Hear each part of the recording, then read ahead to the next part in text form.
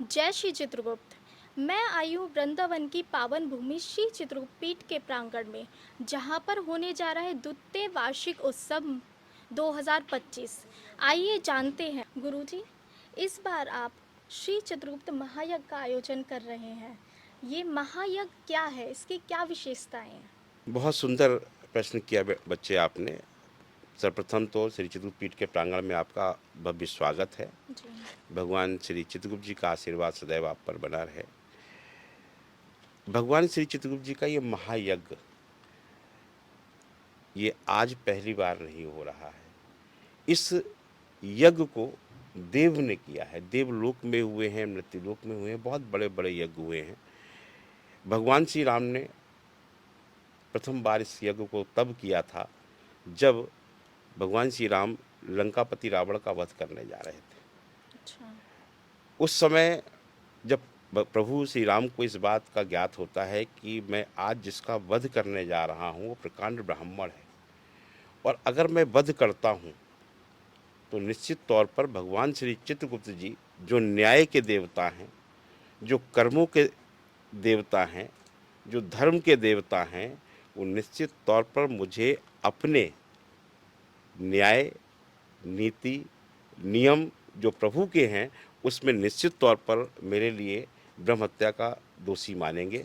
और अगर ब्रह्म हत्या का दोषी माना गया तो उनके यहाँ पाप का दंड चाहे देव हो चाहे मनुष्य हो, कोई भी प्राणी हो, सबको बराबर मिलता है।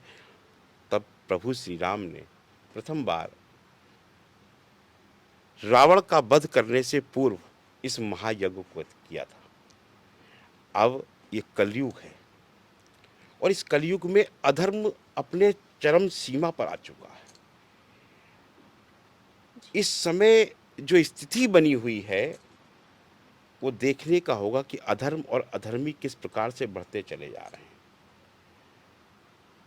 न्याय में आज जो पीड़ित है उसको न्याय नहीं मिल पा रहा है।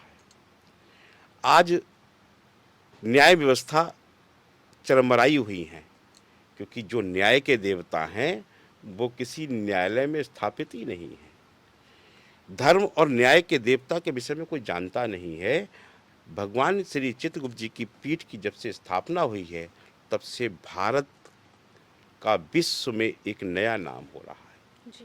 एक नया उदय हो रहा है जी। कि आज भारत पूरे विश्व के अंदर अपनी एक नई छाप छोड़ता हुआ चला जा रहा है। जी। तो भारत में अन्याय कैसे सहन कर लिया जाए, भारत में अधर्मी कैसे बढ़ जाए, भारत में धर्म के विपरीत कोई अगर चलेगा धर्मी तो उसको दंड मिलना चाहिए।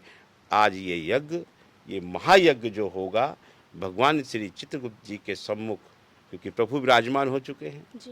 प्रभु के विराजमान होने के बाद में ये 5 दिवसीय भगवान श्री चित्रगुप्त जी का महायज्ञ है।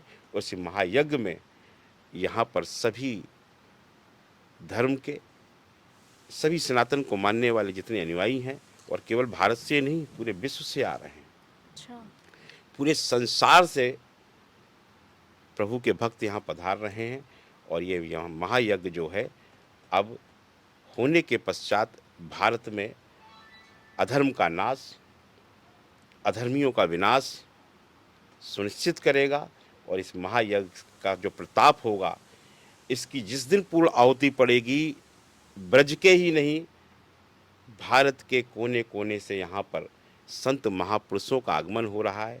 वो आकर उस यज्ञ में आहुति देंगे और उस आहुति का परिणाम ये होगा कि इस भारत में सुख, शांति, समृद्धि आने के साथ साथ अधर्म और अधर्मियों का विनाश निश्चित होगा। ये है इस महायज्ञ की मुख्य विशेषता।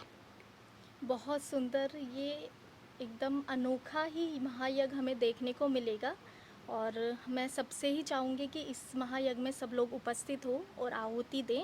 और अगला कार्यक्रम आपका है कलम दवात पूजन का। कलम दवात पूजन, जी, सामूहिक सामूहिक। कलम दवात पूजन। जी जी जी। ये कलम दवात पूजन क्या है और किस दिन और क्यों मनाया जाता है? भगवान श्री चित्रगुप्त जी लिपि लेखन के दाता हैं।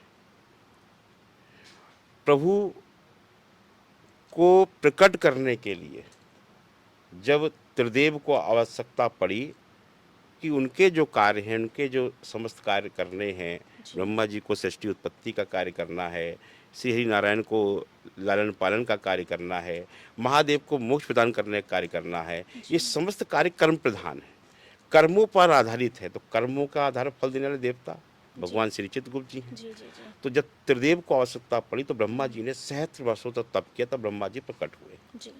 लेकिन एक घटना फिर घटित हो गई, और यहाँ भी प्रभु श्री राम के साथ ही ये घटना घटित होती। अच्छा। प्रभु श्री राम जब लंकापति रावण का वध करने के बाद माता सीता को लेकर अयोध्या पधारते हैं, तो बड़ा ही वहाँ पर जो दीपावली का पर्व आ रहा जी है, जी जी जी। ये बड़ा सुंदर, ये महापर्व है सनातनियों के लिए। अच्छा। और इस महापर्व को हर धर्म को मनाना चाहिए, जी। क्योंकि धर्म का पर्व है। हम्म। आयुर्वेद के पितामह का यहाँ जन्मदिन से, यानी आज धनतेरस है, तो आज से ये प्रारंभ होगा, और जब तक भगवान चित्रगुप्त जी का पूजन नहीं हो जाता, कलमदात का पूजन नहीं होता, तब तक एक आयोजन, ये महोत्सव मनता रहता है। जी। तो भगवान श्री चित्रगुप्त जी का लेखनी के साथ जो पूजन है, उसकी भी एक विशेषता है। प्रभु श्री राम जब अयोध्या पधारे तो भगवान श्री राम का राजतिलक हो रहा था। जी। भगवान श्री राम ने इस शुभ अवसर पर समस्त देवी देवताओं का को निमंत्रण भिजवाया, उनका आह्वान किया गया कि सब इस अवसर पर पधारें उनके राज तिलक में। लेकिन भूलवश भगवान श्री चित्रगुप्त जी के जो भी भगवान श्री राम के जो निमंत्रण देने निकले जी, हुए जी, थे, जी, जो जी। दूत वहाँ गए हुए थे, जी। वो कुछ कारणवश, किसी भूलवश भगवान चित्रगुप्त जी को निमंत्रण देना भूल गए। अच्छा। अब जब ये भूल गए, हम्म। अब प्रभु को पता चला तो कि प्रभु सभी क्रोध में देवियों को आए। बुलाया गया है, सभी देवियों को बुलाया गया है, जी। लेकिन एक मुझे वैकुंठ धाम से नहीं बुलाया गया है, मेरा निमंत्रण नहीं आया है। जैसे ही प्रभु को ये पता चलता है, प्रभु नाराज हो जाते हैं और अपनी लेखनी को रख देते हैं। अच्छा। और लेखनी रखते ही हड़कंप मच जाता, हाहाकार मच जाता है पूरे मृत्यु लोक से लेके ब्रह्मांड तक, वैकुंठ धाम तक। जिस देव को प्रकट करने के लिए ब्रह्मा जी ने सहस्त्र वर्षों तक तप किया, जी। कुछ कथाओं में हजारों वर्ष है, 11,000 है, किसी में 11 लाख वर्ष है। इतना घोर तप करने के बाद जिस परम शक्ति को ब्रह्मा जी ने प्रकट किया, जिस कार्य को प्रकट किया, आज वो कार्य बंद हो रहा है, लेखनी रख गई है। सब देवी देवता एक साथ वो रह जाते हैं। भगवान श्री राम के पास संदेश आता है, बोले प्रभु ये क्या हुआ। जैसे ही प्रभु पता चलता है भगवान श्री राम को, भगवान श्री राम तत्काल सरयू नदी के पास जाते हैं, वहां फिर महायज्ञ करते हैं, अच्छा। और महायज्ञ करके प्रभु का आह्वान करते हैं, प्रभु भूल बस ऐसा हुआ है, आपको तो मैं भूल ही नहीं सकता, ये त्रुटि जिस कारण से भी हुई है, लेकिन मैं क्षमा याचना करता हूं। तो भगवान श्री चित्रगुप्त जी का वो आह्वान करते हैं, यज्ञ करते हैं। उसके बाद भगवान चित्रगुप्त जी प्रकट होते हैं, उनको आशीर्वाद देते हैं, और प्रभु जो हैं, आज अयोध्या के अंदर मंदिर है। जी। कहाँ पर स्थित है ये मंदिर? अयोध्या में सरयू नदी से थोड़ा आगे, तुलसी वन के पास आगे अच्छा। आने के बाद में श्री हरि चित्रगुप्त मंदिर है वहाँ पर, अच्छा। क्योंकि हरि का रूप है जी, भगवान जी, श्री राम, जी। वो मंदिर है। तो ये मान्यता है, इसीलिए उस दिन कलम दवात का पूजन होता है, लेखनी का पूजन होता है, भगवान श्री चित्रगुप्त जी का पूजन होता है। और दोनों ही पूजन, क्योंकि उसी दिन दीपावली तक मान्यता होती, दीपावली पर उन्होंने रखा था। जी। और पूजन से पहले हम सभी लोग अपनी लेखनी को रख देते हैं, जी। दीपावली से पूर्व रख दी जाएगी। अब कब उठेगी? जब चित्रगुप्त भगवान का पूजन कर लेंगे, जब लेखनी का भाई दूज के दिन पूजन कर लेंगे, जी। यम द्वितीया पे पूजन कर लेंगे। अच्छा। उस दिन भाई दूज भी मनती है, लेखनी पूजन भी होता है। उसके बाद ही, उसके पश्चात ही उस लेखनी को उठाया जाता है। इसलिए हमने, क्योंकि भगवान किसी एक जाति विशेष के नहीं होते, भगवान चित्रगुप्त जी को जोड़ दिया गया जी, जी, कि एक जाति के। जी। ये भगवान, वो तो परम पिता परमेश्वर हैं, परम शक्ति हैं, जी।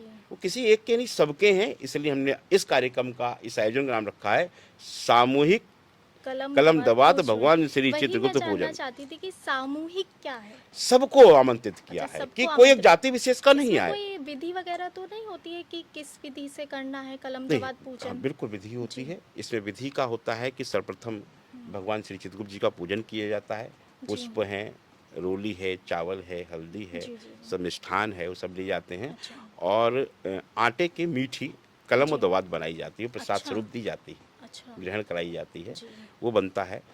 पेन जो भी आप यूज हुँ, कर रहे हैं वो जी। रखा जाता है, उस पे कला बांध जाता है, हुँ, उसका तिलक किया जाता है, उसका पूजन हुँ, विधिवत किया जाता है। हुँ, पूरे विधि विधान के साथ ये पूजन होते हैं। उसके पश्चात ही हुँ। फिर मंत्र लेखन होता है। अच्छा, मंत्र ओम लेखन? यमाय धर्मराजाय श्री ओह! चित्रगुप्ताय वै नमः। ओम श्री चित्रगुप्ताय नमः। जी, बहुत सुंदर। कई मंत्र हैं भगवान श्री चित्रगुप्त जी के, लेकिन मुख्यतः रूप से जो मंत्र है, हुँ, ओम नमो भगवते श्री चित्रगुप्ताय नमः, ओम श्री चित्रगुप्ताय नमः। और मुख्य रूप से अगर हम हर पीड़ा को समाप्त करना चाहते हैं, अपनी समस्याओं को समाप्त करना चाहते हैं, हम अपने निरोगी काया चाहते हैं, तो रखते हैं ओम यमाय धर्मराजाय श्री चित्रगुप्ताय वै नमः। क्योंकि भगवान श्री चित्रगुप्त जी के 3 स्वरूप हैं, जी, वही यम है, वही धर्मराज हैं, वही चित्रगुप्त हैं। इसलिए समस्त जो है इन मंत्रों का अगर आप लेखनी करते हैं, उससे प्रभु का आशीर्वाद लेते हैं, तो आपको प्रभु के हर प्रकार का आशीर्वाद प्राप्त होता है। बहुत सुंदर। और गुरुजी अभी आपने इसमें एक ये लिखा है वैदिक विभव परिचय सम्मेलन। इससे समाज को क्या लाभ होगा और क्या कारण है कि आपको ये कार्यक्रम, ये आपको वैदिक विवाह परिचय सम्मेलन रखना पड़ रहा है? इसके बारे में पहली कुछ बार आप सुना बताइए। होगा आप पहली बार, निश्चित तौर से पहली बार सुना है। वैदिक विवाह वैदिक विवाह और परिचय परिचय सम्मेलन, सम्मेलन। इसका क्या मुख्य उद्देश्य है? देखिए, सनातन धर्म के साथ जी, बहुत खिलवाड़ हुआ। जी, भारत कई 100 वर्षों तक गुलामी के मार्ग से गुजरा है। जी, हम सब एक थे, कोई ऊंच नीच का भेदभाव नहीं था। जी, हमारे देवों ने भी इस मृत्यु लोक पर जन्म लिया। भगवान श्री राम ने, प्रभु श्री कृष्ण ने। जी, जी, जी, भगवान श्री राम ने सबरी के झूठे बेर खाए। जी, बिल्कुल। कभी उन्होंने अंतर समझा? नहीं। प्रभु श्री कृष्ण के जितने सखा थे, पूरे गांव के सखा थे, उनके ग्राम के क्षेत्र के। हाँ जी, हाँ जी, और जब वो माखन चोरी करने जाते तो मटकी फोड़ते थे, जी, तो सारे सखा उसमें से लपेट लपेट के माखन चार चाटे खाते थे, बार बार खाते थे। जी। वहां पर कोई झूठा सच्चा नहीं था। उनकी तो माखन चोर मंडली थी। वहां पर उस मंडली में किस जाति के कितने लोग बच्चे थे, जी, कितने उनके सखा थे, जी, कभी प्रभु ने नहीं देखा। लेकिन क्या किया हमारे यहाँ धर्मियों ने? सनातन के साथ खिलवाड़ करने के लिए ये रचनाएं रच दी, ऊंच जी, नीच का भेदभाव बना दिया, लोगों को जातियों में बांट दिया गया। तो हमने इस सनातन वैदिक विवाह परिचय सम्मेलन की विशेषताएं रखी है कि इसमें सबके जो बच्चे अपने शादी के लिए करने के तैयार हैं, जी, उनके माता पिता के माध्यम से सबके बायोडा आ रहे हैं। जी, आप चाहते हैं कि अपनी स्वजाति जाति में विवाह करना, तब भी कर सकते हैं। और हम निवेदन कर रहे हैं कि इस बार आप लोग आकर सजातीय विवाह के साथ साथ अंतर्जातीय विवाह भी करिए, सनातन के साथ विवाह करिए। सनातन धर्मी होना चाहिए, अधर्मी में नहीं होना चाहिए, किसी जी, और धर्म का ना हो। जी, जी, सनातन में किसी जाति का हो, किसी की बेटी, किसी का बेटा। क्योंकि जब तक हम लोग रोटी और बेटी का हुँ, बंटवारा करते रहेंगे और कर देंगे केवल हमारी जाति में जानी, तब तक ये व्यवस्थाएं बिगड़ती रहेंगी। इसलिए हमने इस बार सनातन वैदिक विवाह परिचय सम्मेलन के बाद में प्रभु की पीठ पर हमने सनातन वैदिक विवाह स्थल की भी स्थापना करी है। अच्छा, यहीं से विवाह भी करेंगे, जी, सनातन धर्म में होगा, जी, अंतरजातीय विवाह होगा, जी, हर रूप की तैयारी करेंगे। किसी भी बेटी को, किसी बच्चे को कोई यहाँ पर खर्चा नहीं देना, कोई उसको जरूरत नहीं है। अपने परिवार को लेकर आएँ, अपने अच्छा, रिश्तेदारों को बुला के लाएँ। सब व्यवस्था हमारी, हुँ, मंच भी हमारा, पंडाल भी हमारा, सब प्रभु का है, हमारा कुछ नहीं है। हम तो जी, प्रभु जी, के जी, जी, सेवक हैं। सब प्रभु का है। और प्रभु की वैदिक विवाह एक स्थल जो बनाया गया है, हुँ, वहाँ से बच्चों का विवाह करेंगे। वैदिक विवाह वैदिक रीति रिवाज से किया जाएगा, वैदिक पद्धति से किया जाएगा, जी, वैदिक मंत्रों के साथ किया जाएगा। और सारा विवाह का व्यवस्था श्री चित्रकूट पीठ के द्वारा की जानी है। इसलिए इस आयोजन से इस वर्ष स्टार्ट किया है। वैदिक विवाह परिचय सम्मेलन भी है, यानी उसके कि बाद आप में इस विवाह उत्सव सम्मेलन से जात पात सब हटा देना चाहते हैं। हटा देना चाहते हैं। हम सब एक थे। बहुत सुंदर, बहुत ही सुंदर विचार है गुरुजी आपका। एक आपने इस प्रोग्राम में शोध एवं चिंतन संगोष्ठी का आयोजन किया है। जी जी जी। इसमें क्या विषय होंगे, थोड़ा सा आप ये इसके बारे में। भगवान श्री चित्रगुप्त जी पर शोध चिंतन है। अच्छा। प्रभु पर हमारे विद्वानों ने भगवान श्री चित्रगुप्त जी का व्याख्यान कभी करना नहीं चाहा, जी प्रभु की महिमा को कभी बताया नहीं। जी तो प्रभु की महिमा को आज भारत ही नहीं, विश्व के अंदर बहुत से लोग हैं जिन्होंने भगवान श्री चित्रगुप्त जी पर शोध किया है, चिंतन किया है और जी बहुत से ग्रंथ लिखे हैं। तो जिसने जो लेखन किया है उन सबको हमने आमंत्रित किया है, वो सब यहाँ उपस्थित हो रहे हैं इस आयोजन में। उनके जो उन्होंने लिखा है वो हमारे जो विद्वान हैं वो लेखनी ली जाएंगी, जी उस पर हम देखेंगे कौन से ग्रंथ से कहाँ से लिया गया है, किस प्रकार का चिंतन है, जी उसके साथ वो कार्य किए जाएंगे। तो सोच चिंतन भगवान चित्रगुप्त जी पर हुआ है, भगवान चित्रगुप्त जी के विषय में बताने कार्य होगा, क्योंकि हम प्रभु की कथा करते हैं तो कुछ अगर हमसे बच रहा हो, छूट रहा हो जी तो जी उस सोच चिंतन से लिया जाएगा। और एक बहुत बड़ा कार्य होने जा रहा है, संसार का सबसे बड़ा ग्रंथ लिखा जाएगा, जी। श्री चित्रगुप्त सागर।